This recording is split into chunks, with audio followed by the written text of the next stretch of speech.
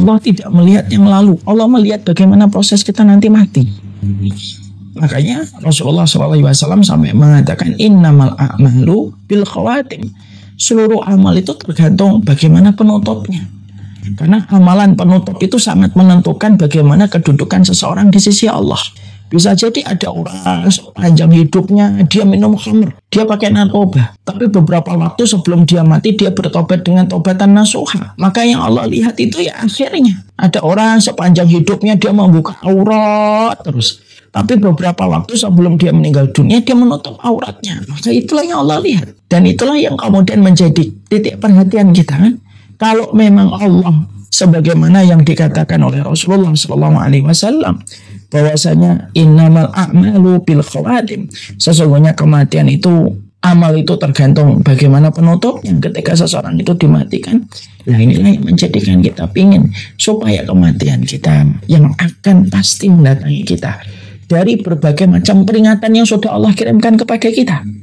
Allah tidak mungkin mengirimkan kematian bagi seseorang kecuali Allah sudah berikan peringatan. Itu merupakan perkara yang sudah disampaikan di dalam kemudian hadis, di dalam satu ayat. Wa qad ja'akumun nadhir, telah datang kepadamu peringatan. Peringatan kematian itu apa? Banyak.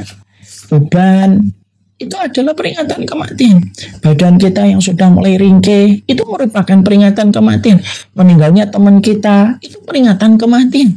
Meninggalnya ibu kita itu peringatan kematian. Meninggalnya bapakmu itu peringatan kematian. Cuma terkadang hati kita yang terlalu lemah sampai akhirnya kita tidak mampu memiliki sebuah alat untuk menangkap setiap hikmah yang Allah kirimkan ketika hikmah-hikmah itu menjadi peringatan dalam kehidupan kita. Allah itu kalau mematikan seseorang itu sudah Allah kirimkan peringatan. Allah kirimkan peringatan untuk bertobat, ayo bertobat, ditunggu terus oleh Allah setiap waktunya. Makanya Masya Allah, orang yang paling beruntung adalah orang yang sebelum jasadnya mati, hatinya telah kembali kepada Allah dengan bertobat. Orang yang paling celaka itu adalah orang yang mereka terpedaya dengan umurnya, jasadnya sudah balik dulu kepada Allah sebelum hatinya balik kepada Allah. Jadi sebelum kemudian hatinya balik kepada Allah, jasadnya sudah balik kepada Allah dan akan dimintain pertanggungjawaban yang berat dari semua yang dilakukan dalam kehidupannya. Makanya inilah yang menjadikan akhirnya kita paham gitu. Inilah salah satu perkara pencapaian yang kita harus selalu pikirkan dalam kehidupan kita. Memikirkan hidup yang enak sudah sering kita lakukan, tapi memikirkan bagaimana proses kematian kita dan bagaimana proses kematian kita nanti di hadapan Allah, maka itu yang terkadang sering luput dalam kehidupan kita. Makanya yang paling celaka adalah orang yang belum kembali hatinya sebelum kembali jasadnya kepada Allah. Makanya saya teringat ya, kalau sudah bicara kematian itu, saya teringat kepada apa yang pernah sering saya sebutkan tentang kisahnya seorang Utsman bin Affan radhiyallahu anhu. Seorang Utsman bin Affan itu kalau beliau duduk di samping kuburan, beliau itu selalu nangis. Tidak pernah seorang Utsman duduk di samping kuburan kecuali meneteskan deras air mata. Sampai kemudian ada orang memberanikan diri ngomong sama sahabat Utsman, wahai sahabat Utsman, kalau engkau disebutkan tentang masalah surga dan neraka, belum tentu engkau meneteskan deras air mata. Belum tentu engkau deras meneteskan air mata. Tapi kenapa kalau setiap kami lihat engkau duduk di samping kuburan itu selalu deras air matamu? Maka pada saat itu Utsman bin Affan lalu menjawab, fa innal qabra manzilatun min manazilil akhirah. Faman naja fama ba'dahu aisar. Fa in lam yanju fama ba'dahu asyad. Maka kemudian sahabat Utsman lalu berkata, sesungguhnya kuburan itu merupakan terminal pertama di antara banyak terminal yang akan dilewati setiap manusia. Karena manusia itu nanti melewati banyak terminal. Ada terminal barzah, ada terminal dibangkitkan dari kubur, ada terminal di mahsyar, ada terminal bagaimana mereka bertengkar, ada terminal ketika nanti disidang oleh Allah di dalam hisab, ada terminal pembagian kitab, ada terminal mizan, ada terminal khaut, ada terminal sirat, ada terminal kontorah. Itu panjang terminal yang akan dilewati manusia, itu terminal yang panjang. Dan itu ditentukan oleh amal kita yang singkat. Jadi amal kita 20 tahun, 30 tahun, engkau menutup aurat, engkau menjaga diri dari yang haram, engkau kemudian bangun ketika terdengar suara adzan, engkau mendatangi masjid, hanya 20 sampai 30 tahun semenjak balik kamu, itu akan menjadi sebuah pegangan dalam perjalanan yang sangat panjang. Saking begitu rahmatnya Allah memudahkan kita untuk mendapatkan ridhonya. Makanya kemudian sahabat Utsman tadi mengatakan sesungguhnya kuburan itu merupakan terminal pertama dari banyak terminal yang akan dilewati setiap manusia. Siapapun manusia yang dia sudah selamat pada terminal pertama setelah kematiannya itu langsung dilapangkan oleh Allah kuburannya, maka urusan-urusan setelahnya itu pada setiap terminal yang akan dia lewati itu akan menjadi mudah. Tapi siapapun manusia yang tidak selamat pada terminal pertama ketika kematiannya su'ul khotimah, kematian su'ul khotimah itu apa sih? Kematian membawa dosa khamar, membawa dosa bagaimana tidak taat sama Allah, membawa kemaksiatan dan seluruh perkara yang lainnya. Dan siapapun mereka yang matinya dalam kondisi su'ul khatimah atau dalam kondisi yang buruk, walaupun di mata manusia tampaknya baik, tapi baik dan buruk itu di mata Allah itu sesuai dengan syariat, bukan di mata manusia. Tapi siapapun yang meninggal dalam kondisi yang buruk, kata Rasulullah, maka kemudian dia diadab dengan adab kubur, maka urusannya setelah itu akan menjadi lebih susah. Kenapa? Di terminal pertama saja sudah sulit, apalagi di terminal-terminal berikutnya. Makanya inilah yang kemudian kita harus paham betul. Bagaimana kemudian ini merupakan sebuah hal yang sudah diingatkan Rasulullah SAW sering dalam kehidupan, ya, supaya kemudian kita betul-betul paham bagaimana perjalanan kita berikutnya itu harus kita kaji dengan ilmu. Kita mau pergi ke Jerman, ke Jepang, orang yang mendapatkan beasiswa Jepang dan Jerman itu biasanya mereka harus di training dulu 1-2 bulan, baru kemudian dia pergi ke Jepang, ke Jerman, kemudian ke negara-negara yang mereka tuju. Saya punya saudara pergi kemudian ke Jerman, ada yang ke Jepang, itu di trainingnya 2 bulan, 3 bulan hanya untuk pergi ke Jerman dan ke Jepang. Ternyata membutuhkan training yang panjang sampai 2 bulan, 3 bulan pengenalan bagaimana psikologi orang-orang di sana, bagaimana kemudian cuacanya, bagaimana bahasanya, hanya untuk pergi ke Jepang dan Jerman atau negeri-negeri yang dituju ketika mendapatkan beasiswa. Loh, kalaulah kamu ke Jerman, kalaulah kamu ke Jepang, ternyata kamu membutuhkan training, kamu membutuhkan pengenalan, ada ospek misalkan kayak mahasiswa baru, ada sebuah training yang dilakukan supaya kamu tidak kaget ketika menginjakkan kaki di negara tujuan ketika kamu belajar dan bekerja. Loh, apalagi dalam perjalanan kita di alam barzakh gitu. Itu tentunya lebih membutuhkan ilmu pada kehidupan kita. Kita membutuhkan ilmu supaya betul-betul kita paham apa sih yang kemudian kita lakukan, apa yang kemudian kita kerjakan, bagaimana kita mengenali kematian. Tidak bisa orang itu tiba-tiba sepanjang hidupnya tidak pernah memperlihatkan keislaman, tidak pernah mempersiapkan bekalnya menuju kepada kematian, tidak pernah memperlihatkan tobatnya kepada Allah, tiba-tiba mati terus kemudian mendapatkan kebaikan. Tidak bisa kayak gitu. Orang yang berhati-hati aja belum tentu selamat kok, apalagi yang tidak berhati-hati. Nah, inilah yang menjadikan kita akhirnya harus mengkaji. Berarti kemudian kita mengkaji kitab At-Tadkirah ini merupakan materi yang wajib, Ustaz. Materi wajib ini pada kehidupan nutrisi hati kita, karena hati itu butuh nutrisi. Kalau enggak, kita ini akan merasa hidup 1000 tahun dan baru akan terhenyak ketika kematian datang kepada kita. Tiba-tiba barulah setiap manusia yang berbuat dosa itu nanti terhenyak. Siapa orang yang terhenyak itu? Orang yang merasa umurnya masih 1000 tahun dan dia masih melakukan kemaksiatan dan merasa aman dari siksanya Allah ketika melakukan dosa. Pada saat itulah Allah putus ajalnya dan tidak ada lagi tempat kembali. Dia melakukan dosa, dia merasa umurnya nanti masih 1000 tahun. Lalu kemudian dia terpedaya melakukan dosa itu tanpa dia merasa ketakutan berbuat dosa kepada Allah yang bisa mengirimkan hukuman dan bisa mengirimkan ajal itu kapan saja. Ketika tiba-tiba ajal itu datang, ternyaklah dan terbelaklah matanya ketika dia sudah berada di alam barzakh. Dan ini adalah sebuah faedah untuk kita.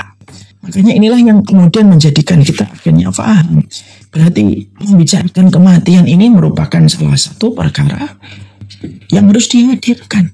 Kita kaji kematian, kita pelajari kematian, mana yang perlu kita lakukan, mana yang tidak perlu kita lakukan, apa yang terjadi pada urusan barzakh, apa yang terjadi pada urusan ruh kita, pada urusan alam barzakh. Kan kita harus pelajari supaya tidak setiap orang itu berhak ngomong dengan perkara-perkara yang tidak dia pelajari.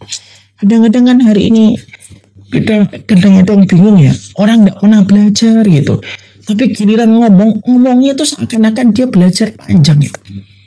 Kita harus mempelajari perjalanan kita menuju kematian itu bagaimana gitu. Karena dengan mengingat kematian itulah yang akan menjadikan hati kita hidup.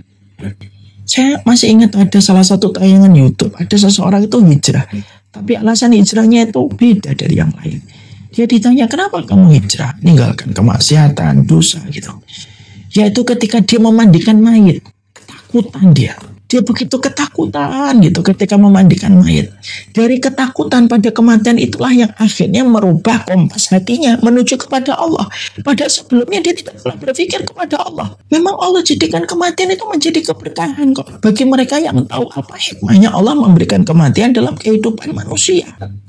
Makanya inilah yang menjadikan kita akhirnya tertuntut. Kita harus bicara tentang kematian. Kita harus mempersiapkan supaya Allah memantaskan kita mendapatkan husnul khatimah. Bisa jadi ada orang tidur tapi kematiannya husnul khatimah. Kenapa? Karena dia tidurnya karena ingat Allah sebelum dia tidur dan dia tahu bahwasanya dia dekat dengan kematian. Maka dia akhirnya tidur, kemudian dia istighfar dulu kepada Allah, tidur, meninggal ketika tidur. Di mata manusia tampaknya bukan mati husnul khatimah, tapi di hadapan Allah husnul khatimah. Kenapa? Ketika sebelum tidur dia ingat kematian dan dia beristighfar atas dosa yang dilakukan sebelum dia memejamkan mata.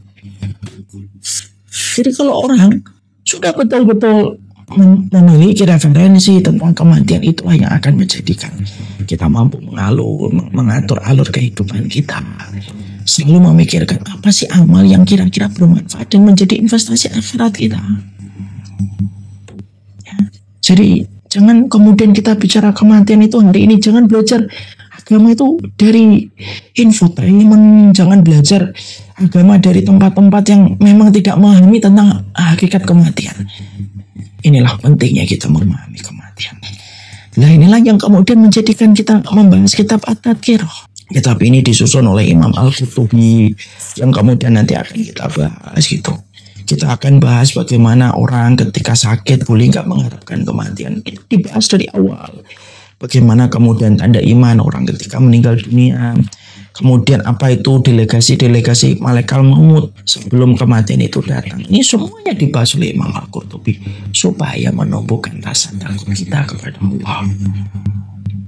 Materi ini sudah disusun oleh Imam Al-Qurtubi, dirapikan oleh beliau. Dan inilah yang akan kita pelajari, insya Allah. Jadi kalau kita akhirnya memilih materi ini lewat panitia yang memilih materi At-Tadhkirah, pemilihan materi At-Tadhkirah ini bukan untuk menjadi horor, tapi justru untuk menghidupkan hati kita.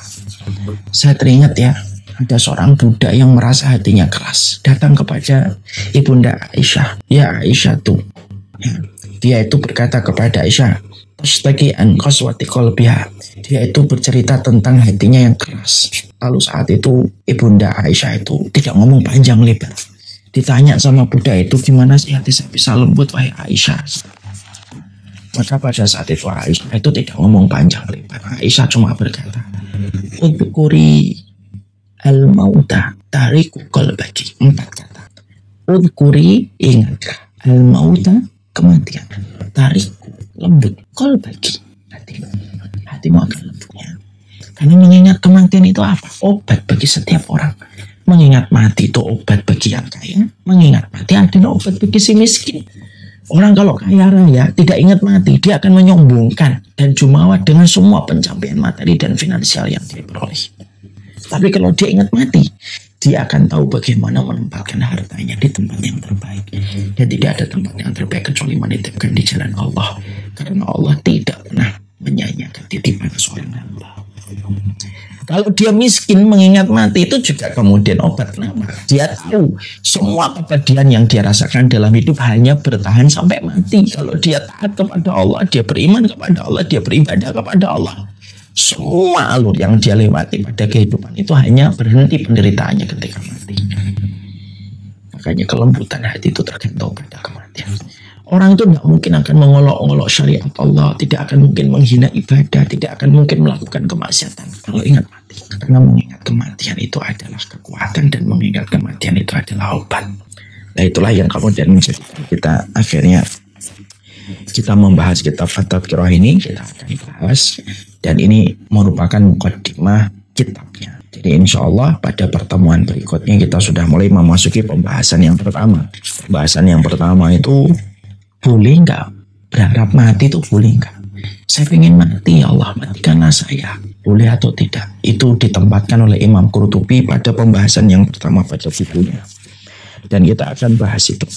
Dan kita juga akan bahas orang yang tidak takut mati itu ada 3. Siapa ini? Orang yang tidak takut mati itu ada 3. Siapa kelompok pertama, siapa kelompok yang kedua, siapa kelompok yang ketiga. Itu yang kita bahas. Tadi Pak Safriza sudah ngingetin materi disampaikan 45 menit. Ini sudah lebih dari 45 menit ya. Ini saya mohon maaf nggak ngambil waktunya. Saya tepati sekian dulu materi kita, tema yang kita bahas, baru mukadimah, dan kita akan lanjutkan dengan tanya jawab. Saya serahkan kembali kepada Pak Safriza.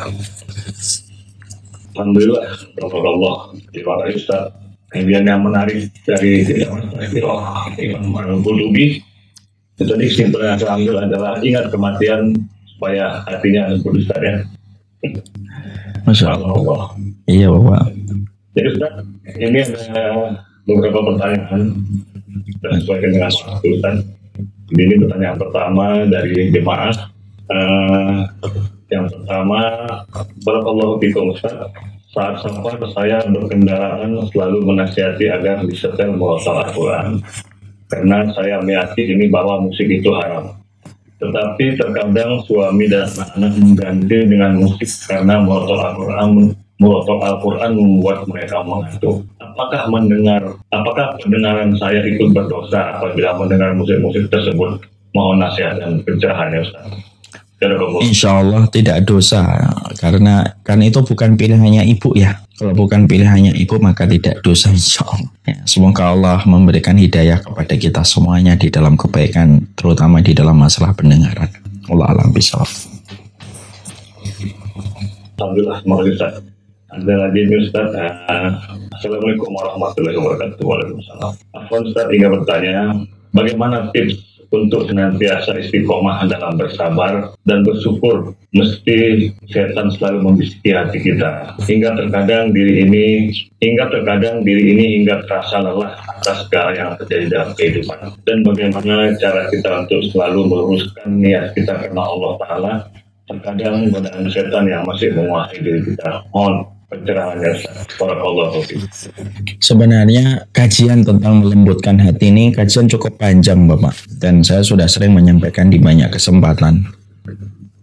Tapi saya singkatkan saja, ada 2 hal yang penting untuk kita perhatikan. 1, jangan pernah putus dari majelis ilmu, karena majelis ilmu itu selalu memberikan kita insight, memberikan kita hikmah, memberikan kita refleksi dan perenungan. Walaupun mungkin materinya sudah pernah kita dengar. Ada orang yang kadang-kadang menyombongkan diri, entah sadar atau tidak sadar gini, materinya sudah tahu saya. Jangan gitu, kaji, karena bisa jadi tetap kamu akan mendapatkan keberkahan dari apa yang kamu pelajari. Ilmu itu ibarat air hujan. Air hujan itu apa sih? Fungsinya apa sih? Pak Safrizal pasti tahu. Fungsinya air hujan itu kan minimal 2, menumbuhkan yang mati, membasahi yang kering. Ini di Bekasi ini hujan terus nih.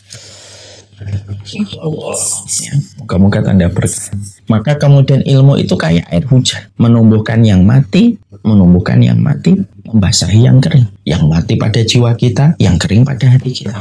Makanya perhatikan kan diri kita kalau habis ngaji itu selalu ada peningkatan. 2-3 hari lah minimal. Lalu pelan-pelan turun lagi.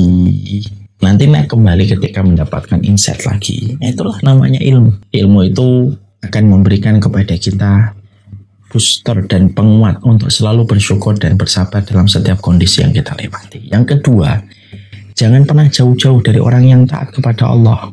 Dan sifatnya itu jangan menunggu bola, menjemput bola. Masyarakat Jakarta ini kadang-kadang ya, termasuk mungkin saya, kadang-kadang kalau kita ini tidak ada komitmen untuk mendekatkan diri kita, keluarga kita kepada orang soleh. Ya kalau liburan, ya liburan ke destinasi wisata. Ya akhirnya hati kita susah mendapatkan kelembutan. Sekali-kali pergilah ke tempat orang soleh, ke tempat orang-orang yang taat, ke pondok, ketemu ustaz, ketemu guru-guru di pondok dengan kehidupan yang bersahaja. Itu penting banget. Ya. Dan kita tidak bisa menunggu bola, harus menjemput kesempatan. Imam Ibnu Qayyim itu lagi resah. Kalau beliau lagi gelisah, dia bergegas, dia langsung pergi, dia menemui gurunya dan melihat gurunya itu sudah menambah keimanan dan ketaatan. Kadang-kadang itu kita harus berani berkata, berhenti dulu aktivitasnya. Pergilah kita ke tempat orang-orang yang mereka itu betul-betul menyelami kehidupan dengan wahyu dan menjalankan kehidupan dengan sunnah. Sekarang itu media sosial, media publik selalu menyajikan apapun dan memaksa kita untuk memahami apa yang mereka katakan dan memaksa kita untuk kemudian menerima apa yang mereka katakan.